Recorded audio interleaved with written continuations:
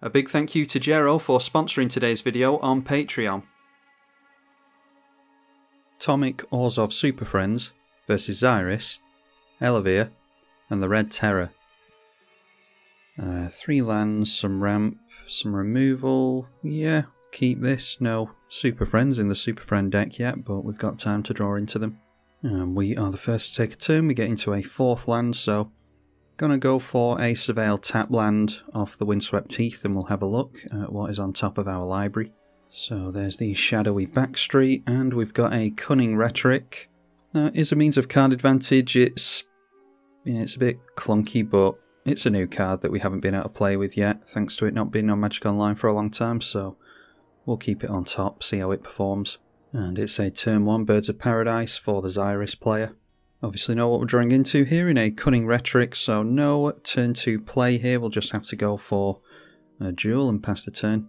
And now a Mana Vault from the 3 colour player. Noteworthy that he does have the Pain land in play, and is holding up double blue, which is potential counter magic, another land for us. So we're not going to struggle on mana here, let's go for an Orzhov land again, and we'll play the Honor-Worn Shaku. That will be some decent ramp for us, especially when we start getting walkers into play eventually. And priority is being held up by Xyris, so we'll assume that he has counter magic in hand. Need to be careful playing around Xyris, because it might be that there's plenty of wheels in that deck and we may well lose some good cards, so maybe want to empty our hand before we see a wheel. And the red player passing straight through the turn, we see Gilwain, which is a good commander all by itself. Over on Terrax's side of the field, putting a royal token onto this, so +1/+1 and ward 1. So now, thanks to the fast mana, Xyris hit in play for the first time as the first commander that we're going to see this game. And then managing to follow that up with a Goblin Bombardment. So like I say, if he can get the wheels going and forcing us to draw more cards, then Goblin Bombardment is going to be a very scary one. Alright, definitely get down a Mana Crypt before we are forced to discard it. Probably best getting down the Nesting Grounds as well, so that we can move loyalty counters around if we want to. Just going to play the Mana Crypt straight away before I even know what I want to cast, because we may well be losing this hand like I keep saying. So let's play out this Cunning Rhetoric and see how well we do with it. And then it's noteworthy that the Oath cards are legendary as well, so we're not necessarily going to make use of those without Planeswalkers, but we could use it to untap the Honor-Worn Shaku. So we'll just go for that now, just for the sake of doing something. It's unfortunate that we see a Birds of Paradise here, but we'll get rid of the Gilwain at least. Would rather have had the Red Terror out of play as well, but this player's struggling a little bit on mana. Argument to be made, instead of that, going for the Anguished Unmaking onto something like the Goblin Bombardment, but we'll wait and see what happens here. So now seeing the Red Terror after the Edict effect, and there is a Satyr Wayfinder coming in for the Enchantress player as well. A Magus of the Wheel now, so there's the first wheel effect that we've seen. They're not going to be able to make use of that until they get haste on it, so also they'll need some more mana. Yeah, so we've got a chance to do some more stuff here, thankfully. So probably worth holding on to the Anguished Unmaking and then make them activate the wheel, and then we can blow this up before they can sacrifice the tokens, although they'll be untapped by then, so maybe if they were holding on to counter magic previously, it's best to just get rid of it straight away. Anyway, the Xyris giving the red player some more card draw. So having them draw 3 cards there and making 3 snake tokens. I didn't go crazy. This is a Super Friends deck, but I didn't go absolutely crazy with the board wipes. I think there's like 6 in the deck, which is, 3 or 4 more than I would normally run. But I didn't want to act like the fun police here, really. So we'll get down a land for the turn. Before we play any creatures, we're probably best going for Anguished Unmaking then. So we'll tap down the Shaku and then untap it with Oath of Liliana. The Sword of the Animist is a legendary as well, so that will be able to generate some mana with the Honor-Worn Shaku as well. So is it worth just getting down straight away? Yeah, probably. Let's go Anguished Unmaking onto the sack outlet, and see if he wants to take out the Satyr Enchanter or the Red Terror. Okay, surprisingly, leaving those in play. I think I would have taken them out personally. So now we'll play the Sword of the Animist, tap down Honor-Worn Shaku, untap it with the Sword of the Animist, and we've emptied our hand successfully, under the assumption that we are going to be seeing the Magus of the Wheel go off next turn. So yeah, let's get a scrub land with the Flooded Strand, and then we can attach the Sword of the Animist to the Ophiomancer, which we're probably not going to swing in with, but might as well equip it if we've got the spare mana and no cards in hand to bluff with. Obviously wouldn't normally run out my entire hand like that, but we're playing against Xyris, and there's not a whole lot else that we're doing anyway, so our opponents have to start swinging into us eventually, which is when Cunning Rhetoric will come into its own, we hope. Ophiomancer at the beginning of the Red Terror's turn, getting the first Death Toucher into play, trying to dissuade our opponents from swinging in at us. There's a little bit of a pillow fort strategy in this deck. A Myriad Landscape first, followed by a Burning Earth, so whenever a player taps a non-basic land for mana, 1 damage to that player. And look at the non-basics that we've got here. Then the Red Terror swings in at the Satyr Enchanter. So that hits, goes straight through, dealing 4 commander damage and gets its first plus counter here. Transcendent Envoy is flying and aura spells cost 1 less to cast. And that is an enchantment, so Satyr Enchanter drew them a card which made another snake token to the Xyris. Xyris up against an Enchantress deck is, yeah, pretty bad.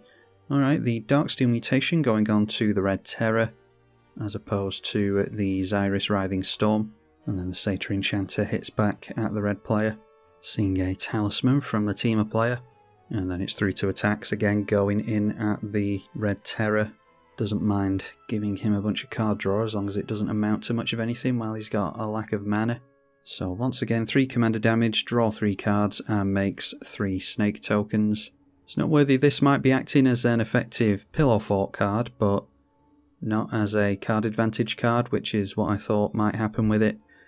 You only ever get 1 card off this per attack, and even then you're not really guaranteed to get anything good, so yeah, not entirely sure if it'll stay in the deck or not. We've got Black Market connections, and I think I put Necropotence in this deck as well, so might rather that we had those. Anyway, we lose the Mana Crypt flip and go down to 32. And speaking of enchantments and Pillow Fort effects, there is a Ghostly Prison. So we might as well take the Ghostly Prison effect while we've got access to it, even if it does involve taking damage to the Burning Earth. And that should make it much more difficult for all these snakes to swing in towards us, so go for an attack to the left with the Ophiomancer just for the sake of getting us into a basic here. And we do have Field of the Dead in here, so I've mixed up the basics because we have quite a few basics in the deck. Just go for a Swamp, I don't think it really matters. So successfully deal a bit of damage and get that basic into play. Let's go for the Tomik as well, simply for the sake of actually doing something this turn. Had to take 3 damage to lands this turn, but hopefully we'll manage to start collecting basics and be able to play around the Burning Earth. And then we do have the legendaries in play here, so like I said before, we can tap down Sword of the Animist, the Oath, and Tomik now as well.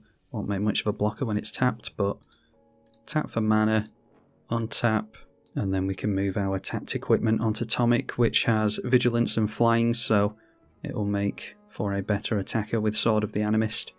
And obviously give it a +1/+1 buff for blocks as well, in case that's relevant. But yeah, distinct lack of Planeswalkers so far. Firebrand Archer deals 1 damage to each opponent when you cast a non-creature. And following that up with a non-creature spell in Arcane Signet. 8 cards left in hand after all the card draw from Xyris. Then tapping down a non-basic into Burning Earth himself in order to play an Electrickery, which I assume is overloaded, 1 damage to each creature you don't control. We're not really too worried about that, we'll soon get the snake token back. It will clear out all those snakes over there though. And it will also encourage the Magus to be sacrificed as well. Although he does have a full grip of 7, it depends on what he's got in hand. Didn't realise that an Anger had been discarded at some point as well, so haste on everything over here. Alright, and there's a mana drain which we assumed our opponent was holding up previously, so wants to keep hold of his army, which could be telling. That means that maybe there's overrun effects over here to consider. Alright, and that's enough to have that player scoop, because why not? So add him to the naughty list. Anyway, we see another Enchantress in Eidolon of Blossoms. Draws on the Satyr Enchanter and it'll draw when it enters as well. So the snake army continues to grow over here. Then Royal Treatment going on to the Griffin. That is, target creature you control gains hexproof. Create a Royal Roll token attached to it. So as a quick reminder, that one is +1/+1 and ward 1 again. Obviously counted as an enchantment entering, so 6 cards in hand after the land drop. And the enchantresses are slightly different. This one is on cast, so will not counter or will not trigger on a royal roll token. But this one is on an enchantment entering, so that one will trigger. Mana Drain makes just 1 mana from the Electrickery. And now we see an overloaded Cyclonic Rift, so we do have to rebuild our entire board. Could be that a bunch of stuff comes in towards us now because the snakes are free to go in past the pillow fort. We're going to draw some cards from the commander at least, but this is a lot of damage we're taking. So we go all the way down to 13 and draw an Arena Rector, a land and a Grateful Apparition, not getting into any of these board wipes though. And then discards down to hand size a Farseek. Well, there's our first Planeswalker, a bit too late unfortunately. Vraska Betrayal Sting. Plenty of card draw already, so won't be playing that anytime soon. Let's get our pillow fort set back up, I think. Don't have much of a choice here really. Get down at the Mana Crypt and see how many turns we can survive with that in play. Play the Sharku as well. Play out the Ghostly Prism. And then I think it'll just have to be Ophiomancer to hold back a Death Touch and we can get out of tap land with the Catacombs. So we've all got full grips in hand. It's not necessarily advantageous for Magus of the Wheel to be activated here, although could go for that, make a bunch of snakes and then do the overrun thing like I said. That would just be for taking out one player though. Sigil of the Empty Throne might be a bit too slow, but it does depend on this overrun effect like I said. More chance of drawing into it of course if you go Magus of the Wheel. Throwing out the Transcendent Envoy. And obviously the Griffin being cast again as an enchantment, so did leave behind an Angel token. A Witty Roastmaster now. So that's probably going to be us done. 1 damage to each opponent whenever another creature enters. Haven't seen any Perforos effects or anything like that yet, so that'll be a good one for our opponent. And then a Wheel and Deal. Discard the hand and draw 7. We'll hold on to the fetch just in case that's of any relevance to us. So trigger Xyris a bunch, and now we're starting to see the Planeswalkers 4 in that hand. And getting into the Necropotence way too late, unfortunately. So, I mean, yeah, the deck kind of works, it's just been way too slow, unfortunately. And Xyris has played it well, not cracking the Magus when he didn't need to. So with each of the snakes that comes into play, the Witty Roastmaster going to deal a damage to each opponent. And I think our opponent's got exactly enough to deal with us here. Yep, turns out he's got exactly enough. One more trigger on the stack, and that will be us done for. Yeah, pretty commanding one for Xyris, it looks like it's going to be. I don't think we saw a single board wipe in all that, unfortunately, so maybe we do need to up the board wipe count, but I'll play the deck again. Oh, great, and then it ends in a crash anyway, so if you're seeing this, then apologies. This is the best of a bad bunch, as I always say. That's what happens when you put a million triggers on the stack for Xyris, but yeah, Tarax can tell us in the comments if we are seeing this one, whether he was likely to do anything this game or not. It was looking like it was going to fall in the favour of Xyris, of course, but we'll try with this commander again. You've probably already seen a decent game from this commander already. Tomik Wielder of Law versus Rafine, Elsha and Aragorn. Well, plenty of mana there. We've actually got a Planeswalker as well. So yeah, keep this. Turn 1 Esper Sentinel isn't the worst. And we're second in the turn order for it as well, so have half a chance of drawing. A Changeling Outcast on turn 1 from Rafine. We draw a Generous Gift. Let's get down off a Scrubland, the turn 1 Esper Sentinel. A turn 2 Ledger Shredder now, so as you would expect from a Rafine deck, starting to curve out already, and we get hit by a Changeling Outcast. So let's begin to set up our Pillow Fort deck with a Cunning Rhetoric, I think. Get another Walker in Kaya, Intangible Slayer. Have to start taking life early on to the Ancient Tomb, unfortunately. But I think we might have to do it to keep up with our opponents here. A Scryland for Elsha. And as you would expect, Rafine into play on turn 3, ready to see things attack in and start conniving. And the Changeling coming in at us, as well as the Ledger Shredder, and the Cunning Rhetoric is going to trigger for the first time. Alright, so we see a shadowy backstreet that we have available to us if we like. And that is 2+ counters being put onto this. They have thrown away a Sphinx of the Steel Wind and a Magister Sphinx. Alright, strangely we draw into a shadowy backstreet as well, so does that suggest something about the Magic Online shuffle system? I'm not in a rush to get down my opponent's lands because they scoop very liberally on Magic Online and they'll take their lands with them, so if we run out of land drops we'll obviously rely on that. I want a 4th piece of mana in play here, and I'd be tempted to go for this, but we've got attackers that can come in towards us and are not shy about doing so. So it's Generous Gift onto Rafine, I think. If our opponent's going to keep turning in at us, this is Ward 1, I think. Yeah, so we need 4 mana for that. Augmenter Pugilist, is that how you say that? Trample, as long as you control 8 or more lands, it gets +5/+5, making it an 8/8 trample for 3 mana. Sol Ring being played into the Esper Sentinel, and the tax is being paid. And I don't trust that Rafine doesn't have counter magic in hand. I imagine he's going to have a god hand, because why wouldn't he? So at the end of this turn, after the Ponder resolves and Ledger Shredder resolves, we will go for the Generous Gift onto the commander. I decided to throw away a Skrelv this time, so Ledger Shredder gets a plus counter on it. Okay, Animate Dead now. We'll assume that this is a Reanimator list. Esper Sentinel triggers, draws us into Swords to Plowshares, and the Animate Dead is pointed at Magister Sphinx. Target player's life total becomes 10. So does that mean we're going down already? Yeah, pointed at us. I mean, it makes the previous attacks irrelevant at least. So if they go all in at us, we're going to be forced to block here, assuming that they're going to be able to put plus counters on things. Alright, and just exiling another land from our opponents, so haven't done too well on the Cunning Rhetoric either. Block the Elephant, and we're going to take half of our life total here with an Ancient Tomb in play. Alright, and there's an Urborg which can help switch off our Ancient Tomb if we want to. So it's just our commander and hold up a Swords to Plowshares, I think. And now, yeah, that's coming from the Rafine player, so a Wash Away.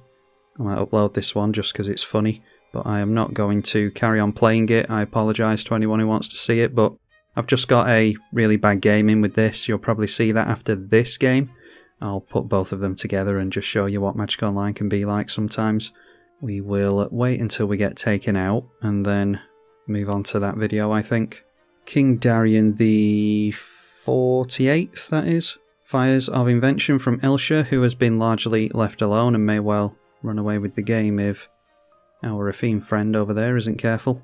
And then a Pendant of Prosperity for free enters under the control of an opponent of your choice. Comes under the play of Terrax over here. So let's just try and hurt our opponent on the way out. There's no ward on this, is there? No. Take out the Ledger Shredder for a bit less card draw. So straight through to combat here. We'll assume that we get taken out. Yes, we do. And going in with all of these, a bit of overkill. Might be worried about, I'm not sure what. We could have a snuff out or something like that, I suppose. Definitely wants to see the back of us. So Terrax said he has to go as well anyway, so yeah, we've had a bit of a wasted play session so far. Wait for Bell End on a Bite to go past. Yeah, so I'll leave it there. We'll get on with the next gameplay, and this can just be a couple of exhibition matches for you, just for the fun of it, for the sake of getting another video out to all of you. Tomik versus Toulouse, Vishgraz, and Helena and Alina. Well, we've got lands, but we've got no ramp there, and it's a pretty heavy deck mana-wise. I mean, we're doing nothing with that. Alright, and that's much better. We've got Planeswalkers, a bit of ramp. Hopefully, I think every game... This is the third game I've tried with Tomik, and we've had Cunning Rhetoric in the opening hand every time, but I'm not really appreciating it, in all honesty. Sol Ring from Vishgraz. And then a tap land from our opponent there is a Sword of the Animist, so we want to get down our commander pretty quickly. Noteworthy that Tainted Field isn't going to tap for black mana until we can find a swamp, but we've got black with the Arcane Signet next turn. Infectious Inquiry from the Poison player, so we each get a poison counter, and this player has drawn 2 and lost 2 life, so the Proliferate going to start becoming more relevant. It's more likely that this will become a 3-on-1 at least. Alright, a Cabal Coffers for us. We will play if we struggle getting into another land. We do want another land because it's Arcane Signet here, our commander next turn, and then play an Equip Sword of the Animist, hopefully. And thanks to the fast mana, Vishgraz into play by turn 3. Already a 6/6 with Menace. And then another commander in Toulouse enters play. Discarding and exiling with that a Solitary Confinement. Alright, so there's a Norn's Annex we could play instead of our commander. With all these toxic creatures in play, it's probably going to be a good idea to get that down sooner rather than later, so yeah, we will go for that. Going to have to take 4 life to do it. Rhythm of the Wild from the Gruul player. And it's a Skithiryx here, so Flying Infect can get haste and be regenerated.